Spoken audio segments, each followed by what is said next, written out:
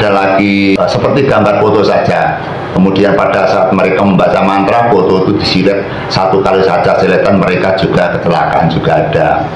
Kemudian ada lagi mereka yang ingin benci kepada orang, mereka memakai jalur selamatan, mereka mengambil pitik walik. Pitik walik itu pitik yang bulunya balik itu, dibaca mantranya, kemudian mereka terus dirituali. Setelah dirituali, maka mereka juga akhirnya meninggal. Jadi dalam lambang itu banyak sekali, teman-temanku. Banyak sekali. Misalkan kita membawa tas kresek gitu saja, atau plastik, dimasuki dengan air, terus air itu dibacakan mantra-mantra, ternyata yang dikirim itu perutnya banyak air. Sehingga lambang seperti itu juga bisa untuk menyantet, mengirimkan kejahatan kepada orang gitu loh. Jadi yang namanya perbuatan santet tidak harus besi paku dikirimkan gitu loh. Itu lambang saja juga bisa, karena Tuhan itu apapun yang diminta hambanya dikasih gitu loh. Kenapa dikasih? Karena bentuk-bentuk orang-orang jahat ternyata juga aman. Misalkan orang-orang korupsi, itu saja kan banyak yang aman gitu loh.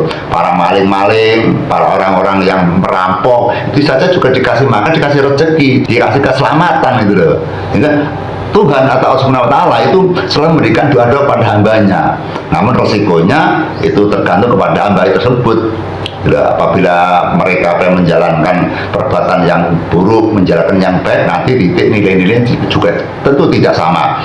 Yang berbuat baik nanti nilainya juga tidak akan sama kalau orang-orang yang berbuat kejahatan. Hingga tahunya nilai-nilai itu nanti apabila di akhir zaman nanti, apabila kita sudah meninggal. Cinta teman-teman, yang namanya kiriman dalam bentuk-bentuk yang menyakitkan, bentuk yang salahkan, bentuk kirim-kiriman yang bentuk benda-benda yang dapat kita katakan seperti besi dan cat dan sebagainya, itu bisa dikirimkan lewat ilmu-ilmu sihir atau lewat ilmu-ilmu bentuk santet dan sebagainya.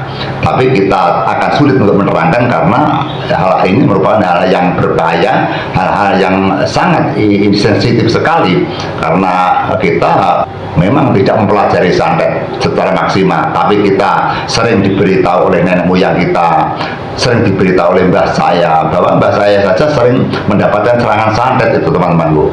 Hingga pada saat saya makan di depan pawunan sekitar maghrib, itu akan maghrib itu, pas saya makan antara 30-an yang 70-an, tiba-tiba itu ada bungkusan kertas segam ini maplok di piring saya, ajang saya.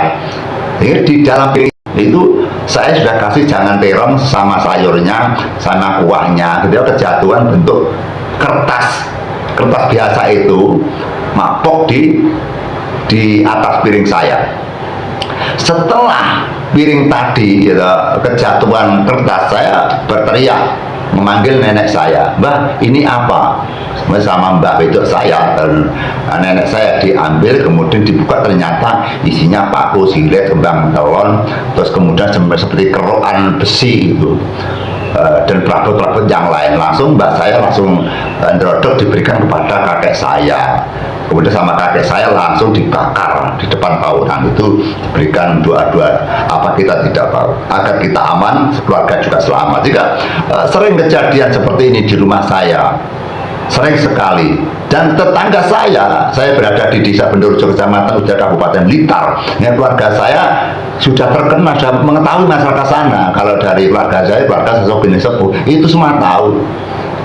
Apakah mungkin serangan-serangan dari orang-orang yang iri kepada keluarga kita juga tidak tahu. Namun dengan demikian kita tidak pernah mengirimkan, saya tidak tahu dan tidak pernah tahu dan tidak pernah menyaksikan bahwa mbah saya mengirimkan bentuk-bentuk kejahatan pada orang lain. Namun mereka menghadang, itu tugasnya. Seperti hanya saya pernah dikirimi dalam bentuk kertas, kemudian setelah dibuka isinya malah silet, paku, jarum, kembang nongo dan sebagainya. Itu kalau ada tanahnya juga tidak tahu tanah bukan tanah apa, ditambah dengan yaitu kerokan besi gitu. Sehingga bentuk-bentuk seperti ini kita menyaksikan dari kecil. Saya sudah tahu gitu. Namanya santet sejak kecil saya sudah dengar dan menyaksikan. Hingga kalau dikatakan santet tidak ada, ya kita penuh-penuh dengan tanda tanya. Karena yang nama judinya ini di negara manapun tentang kejahatan itu pasti ada gitu.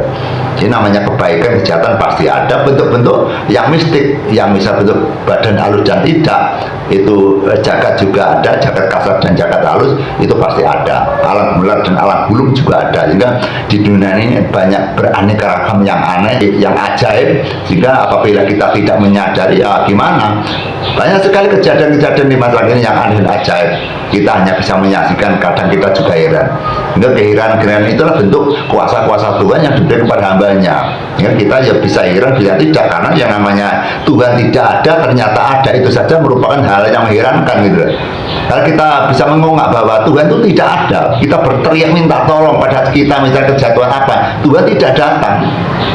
Tapi mereka orang-orang atau saudara kita atau umat-umat Tuhan semua mengakui bahwa Tuhan itu ada. Disinilah letaknya barang-barang atau sebutan-sebutan yang gaib. Maka gaib di jagat raya itu ada banyak sekali contoh-contoh gaib yang tidak bisa dimasukkan nalar. Sehingga seperti halnya yaitu santet, kalau kita menjawab katakan kita santet ada, nanti kita dianggap mendukung orang-orangnya. Dan dikatakan tidak ada, maka ternyata banyak orang yang menyaksikan bentuk-bentuk dari serangan santet. Santet bisa berbentuk benda atau berbentuk benda-benda cair atau benda-benda besi dan sebagainya, atau santet bisa berbentuk yaitu merupakan sebuah kejadian-kejadian, misalkan didoakan agar mereka yang sengsara, kemudian kecelakaan, terus mereka sakit-sakitan tidak sembuh, terus kemudian mereka seperti depresi, stres, gendeng, gila, bisa saja. Karena yang namanya doa itu juga merupakan kekuatan manusia, andalan manusia, yang mana kalau diridhoi sama Tuhan nanti juga manjur itu. Walaupun doa jahat pun apabila Tuhan meridhoi juga akan terjadi kejahatan dan kesengsaraan. Doa yang baik apabila diridhoi juga merupakan kenikmatan dan kemuliaan. Jika tergantung pada manusia, manusia minta jenis apa, namun resikonya ditanggung manusia sendiri. Teman-teman yang saya muliakan dan saya hormati, maka kita akan bertemu lagi suatu saat nanti. Ini wacana-wacana sudah saya sampaikan bahwa kita bicara tentang santet, membicarakan tentang santet, membedah tentang santet. Sepertinya kita kekurangan waktu, kita akan nyambungkan lagi setiap kita ada pertanyaan, kita pasti menjawab yang berbeda. Kemudian saya kembalikan kepada Pak Retno. Terima kasih. Ya teman-teman, jadi itulah keterangan dari Pak Galujo Kumontro berdasarkan pengalaman-pengalaman yang pernah beliau lakukan, dan kita berani membicarakan itu, kita juga memiliki saksi. Teman-teman, setahu saya setiap ada kejadian Mbah Kendil selalu mengajak satu orang sebagai saksi, entah itu saya atau mungkin murid-murid Mbah Kendil yang lainnya. Jadi teman-teman, kita tidak akan memaksakan kehendak atau memaksakan pendapat. Teman-teman yang mungkin tidak percaya santet ya monggo, bagi teman-teman yang percaya juga monggo, karena yang namanya orang yang tidak percaya itu mau kita jelaskan bagaimanapun tetap buatan percaya, bagi. Sehingga teman-teman, semoga ini bisa menjadi pengalaman atau tambahan ilmu pengetahuan bagi kita semua. Bahkan mungkin ada tambahan yang lain, Mbah? Ada tambahan bahwa kehidupan ini memang benar-benar kita harus jeli, bahwa kita jangan sampai kepleset kepada hal-hal perbuatan yang mana akan menyengsarakan kita.